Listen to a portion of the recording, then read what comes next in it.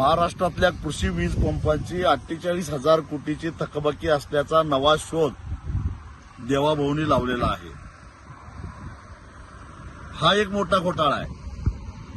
याचं कारण गेली अनेक वर्ष महाराष्ट्राचं ऊर्जा खातं आणि त्या ऊर्जा खात्याच्या अंतर्गत येणारे महापारेषण असेल, महाजनको असेल, महानिर्मिती असेल, त्या सगळ्या कंपन्या त्यांच्याच नेतृत्वाखाली काम करताना दिसत आहेत. आणि ही जी थकबाकी आहे, ही थकबाकी म्हणजे इतर क्षेत्रामध्ये जी काय विजेची चोरी होते त्या वीज चोरीचा हिशेब लागत नाही, शेतकऱ्याच्या नावावर टाका, अशा पद्धतीचा हा सगळा हिशोब आहे. कारण शेतकऱ्याला हॉर्स पॉवरवर म्हणजे अंदाजानं वीज दिली जाते.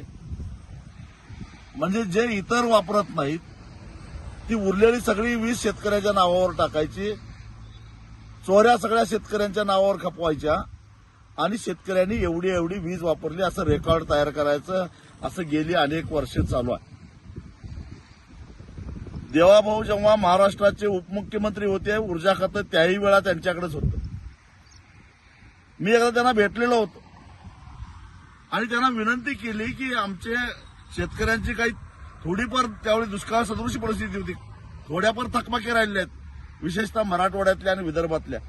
कारण पश्चिम महाराष्ट्रातल्या लिफ्ट योजना असतील किंवा पश्चिम महाराष्ट्रातला बागायतदार शेतकरी असेल किंवा उत्तर महाराष्ट्रातला नाशिक नगरचा शेतकरी असेल, त्यांना नियमित वीज बिल भरावंच लागतं.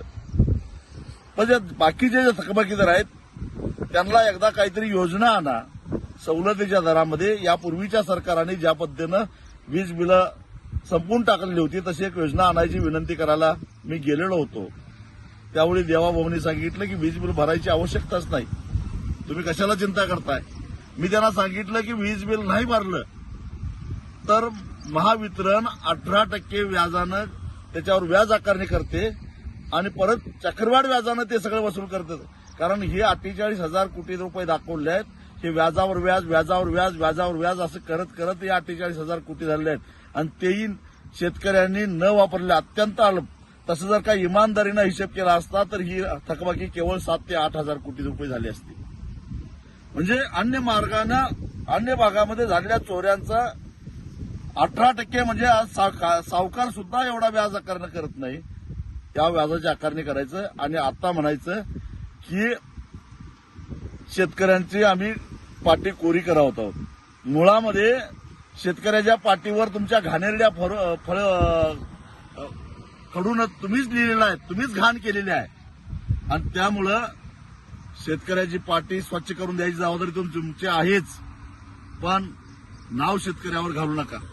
कारण अनेक घोटाळे, जसं 40-42 हजार कोटीचा शक्तीपीठ महामार्ग 1,10,000 कोटीला करायचा आणि त्यातनं पैसे काढायचे, त्याच पद्धतीनं शेतकऱ्यांचे 48,000 कोटी रुपये माफ केले असं सांगायचं आणि त्याच्यामध्ये सगळ्या ऍडजस्टमेंट करायच्या.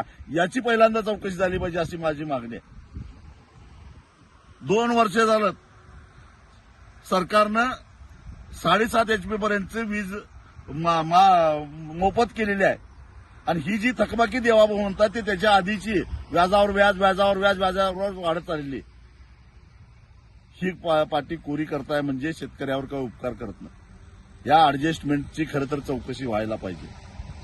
कारण हा सारा घोटाळा काय, तुम्ही शेतकऱ्याला दिवसा वीज द्यायच्या नावाखाली जे कुसुम योजना आणि अन्य योजनेच्या माध्यमातून जे सोलर प्रकल्प राबवलेले आहेत, त्यासाठी खरेदी केलेले सोलर पॅनेल त्याची खरी किंमत किती आहे आणि ते महावितरण महापारेषणच्या महाजनकोच्या माध्यमातून कितीला खरेदी केल्यात याची चौकशी झाली पाहिजे. आणि ही सगळी चौकशी झाली तर ज्या 70,000 कोटीच्या सिंचन घोटाळ्याचा गाजावाजा करून देवाभाऊंनी 2014 साली सत्ता हस्तगत केली, त्याच्यापेक्षाही मोठा घोटाळा बाहेर आल्याशिवाय राहणार नाही.